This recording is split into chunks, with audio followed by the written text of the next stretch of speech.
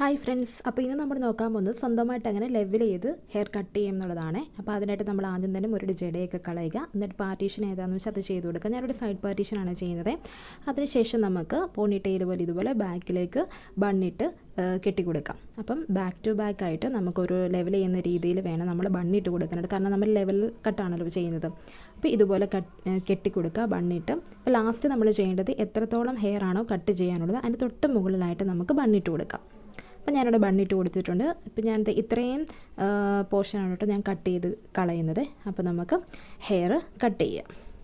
അപ്പോൾ hair cut കഴിഞ്ഞതിന് ശേഷം നമുക്ക് വീണ്ടും ഒന്ന് ലെവലാവുന്ന രീതി, നല്ല രീതിയിൽ ലെവലാവുന്ന രീതിയിൽ ഒന്നുകൂടെ ഒന്ന് കട്ട് ചെയ്ത് കൊടുക്കാം. പിന്നെ പ്രധാനപ്പെട്ടൊരു കാര്യം എന്ന് പറയുന്നത് നമ്മൾ ഹെയർ ഓയിൽ മസ്റ്റായിട്ടും ഹെയർ കട്ടിന് ശേഷം അപ്ലൈ ചെയ്ത് കൊടുക്കുക തുമ്പിൽ. അപ്പോൾ ഇനി നമുക്ക് ഹെയർ കട്ട് കഴിഞ്ഞതിന് ശേഷം മുടി എങ്ങനെയുണ്ടെന്ന് നോക്കാം. അപ്പോൾ താങ്ക് യു.